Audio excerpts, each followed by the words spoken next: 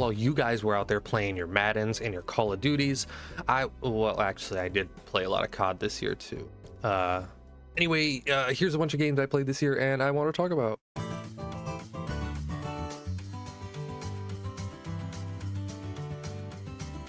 It really is lovely to come back to a 2D Mario game every 5 to 10 years when Nintendo decides to release one. The fact they're still able to come up with new fun ideas literally 40 years later is kind of crazy. Yet they managed to pull it off again and again, and I really do have to give them props for actually making some fucking hard levels this time, even if they did end up being optional. Like this rhythm wall jumping level that you need to stay on a slowly increasing BPM to avoid the lava. That shit was hard. And I had to do it twice, so my mom could have 100% completion on her Switch. So yeah, Black Ops was fun for 2 weeks. Had a good time with Dragon Ball. Not the PvP though, please God, avoid that at all costs. Still played my usual background games like League, RuneScape. What else we got here?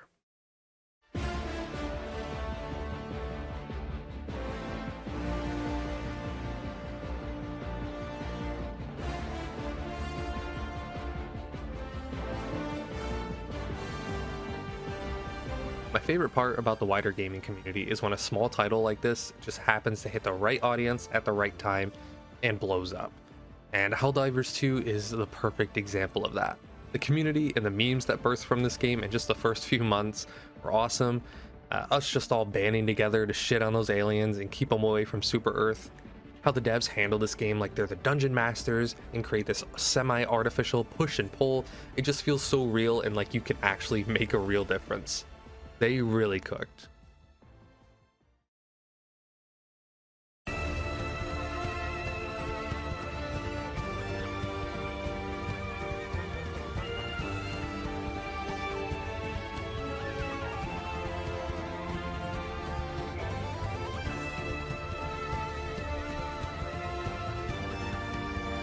I really just wanted an excuse to put the Game Awards orchestra in this video. There's nothing I can say about this that hasn't already.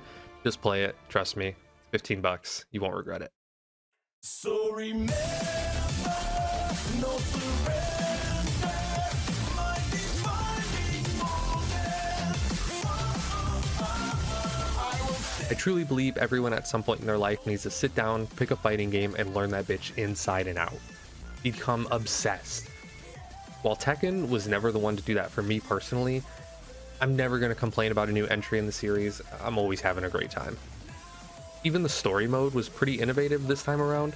Actually worth your time, even for someone that's not going to play too much online. I think the story is pretty good and a lot of fun.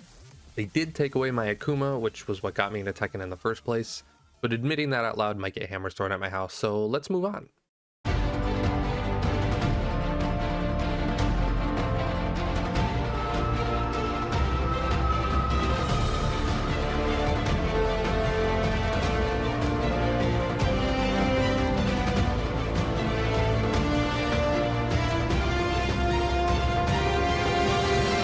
I'm a little ashamed to admit, but up until last year, all I had ever played from Naughty Dog was the Crash trilogy and Jak and Daxter when I was still shitting in my diapers.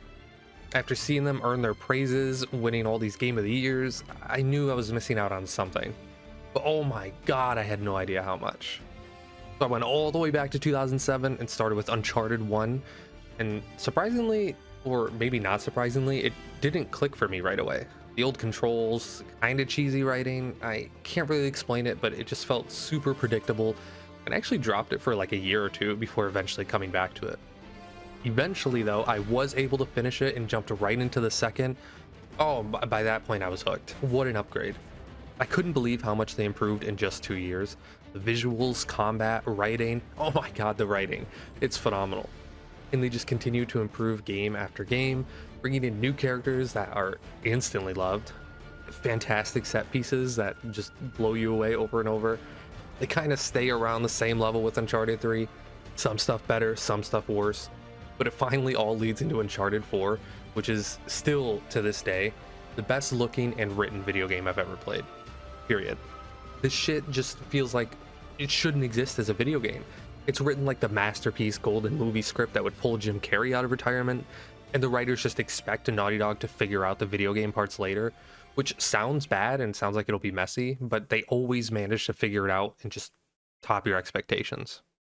Not to mention, it all culminates in the best ending for a game or series in general that I've ever seen. At this point, you can tell Naughty Dog are masters at what they do, but they did start another franchise between the Uncharted games.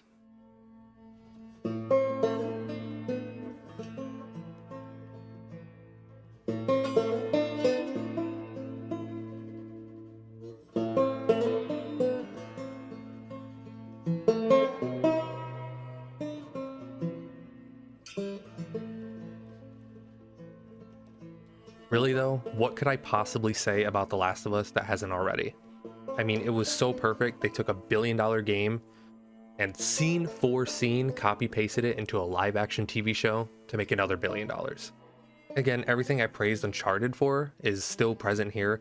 While part 1 is carried by stories and characters while having just okay gameplay, part 2 manages to deliver a perfect combination of story, visuals, and gameplay. Legitimately a nearly perfect game in my opinion. And I say all this while already knowing every single story beat that was spoiled by the incels back when this game came out. Naughty Dog has truly become one of my favorite developers, and at this point I'm so excited to see what they're cooking with Intergalactic. Speaking of upcoming titles, there's a ton of great stuff coming out this year. We got Monster Hunter,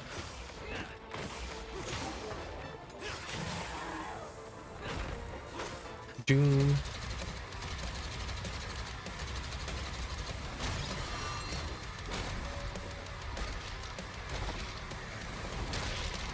again, Metal Gear's back, and whatever the hell ends up launching with the Switch 2.